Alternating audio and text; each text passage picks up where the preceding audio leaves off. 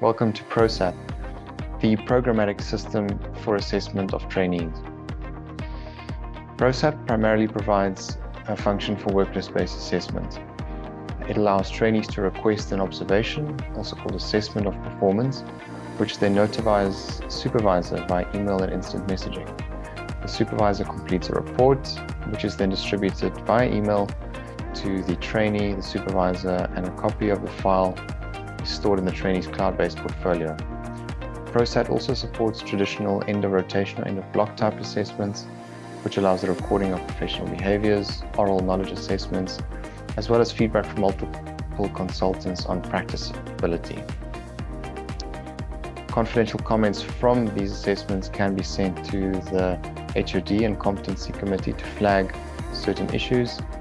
A report is also emailed to the trainee with selected pieces of information from this assessment to give them some feedback, and finally it's stored in the trainee's portfolio.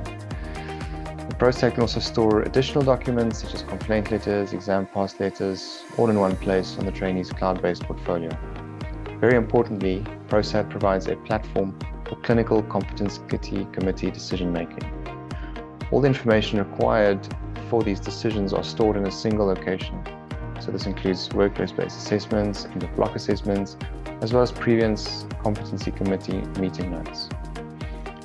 Viewer permissions are provided for the members of the committee, and it provides a record of previous competency committee meetings where the competency committee looked at EPA levels by year of training and can assess whether the trainee is where they should be versus where they actually are.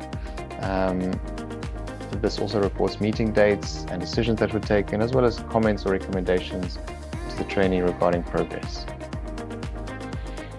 ProSat includes a number of change management tools and resources, which is really critical for any WBA platform to succeed. It provides access for the supervisors, or the conveners, or the HOD to specific resources for change management.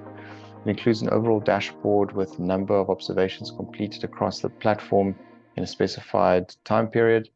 It includes slides on WBA and how the platform works, which can be used by respective units.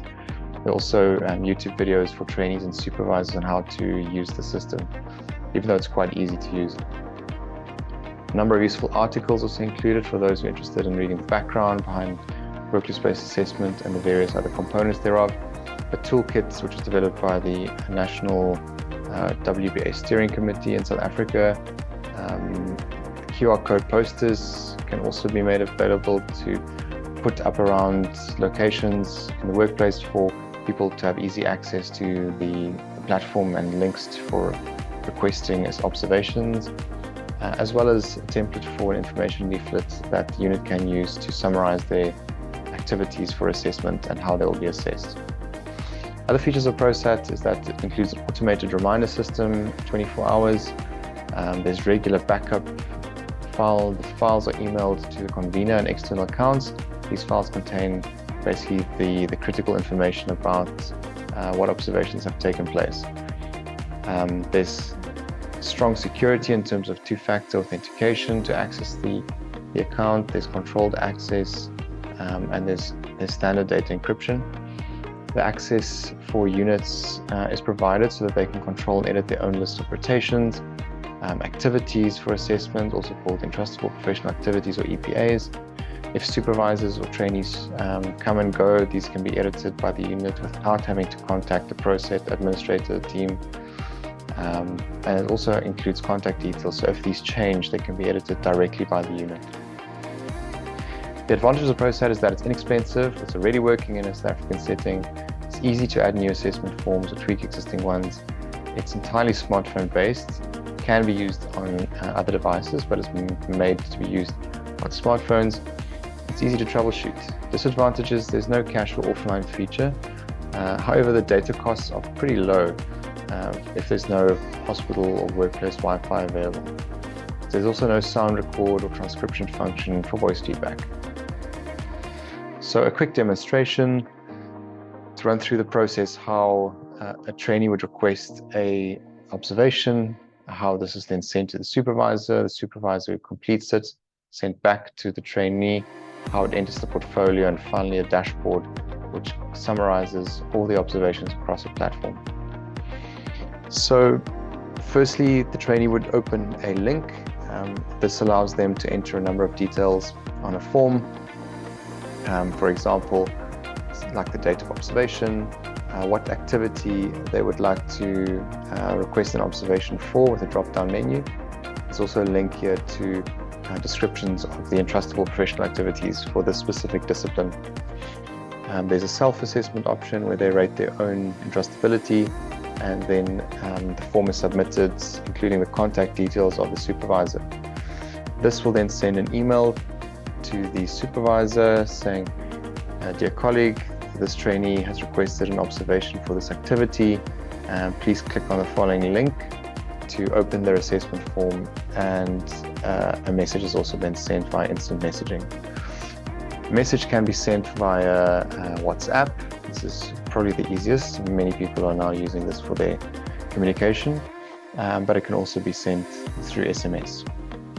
This then includes the same link for the supervisor to complete the observation. The supervisor then also, once they click on the link, will access a form which includes some description of the context as well as the trainee's performance.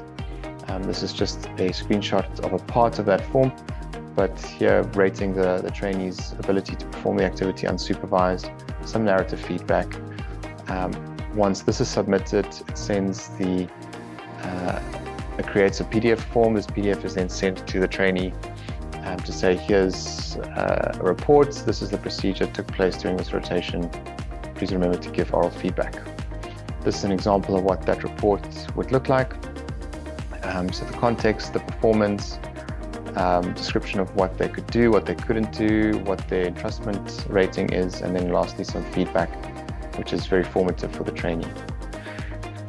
All of this information is stored in the trainee's portfolio. So a typical portfolio would include competency committee notes, other types of assessments like end-of-block assessments or 360 or whatever a unit would like to use.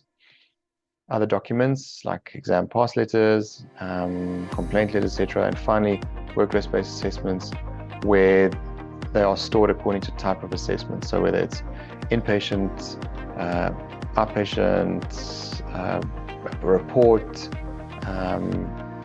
procedure, etc. Very importantly, here's the competency committee meeting platform. So this would be also a screenshot of 2 out of a number of meetings that would happen on a specific trainee's progress. Includes the date of the meeting, which members of the competency committee meeting were present. These are drop-down menus. The trainee's progress status, progressing or not progressing, and then some comments. So kind of a guidance for the team on what to look out for and what the trainee's overall progress is. Finally, the dashboard allows the whole team to kind of see where the trainees are in terms of number of activities completed. So the date category can allow one to select a week, a month, or whichever specified date. And then the number of observations performed by trainees are shown here, as well as which observations they did. It doesn't allow anybody to see exactly what the outcome of those were or the entrustment rating, but it just allows everyone to keep track of how many they've done so that they can ensure that they've done the minimum prerequisite for the specific rotation.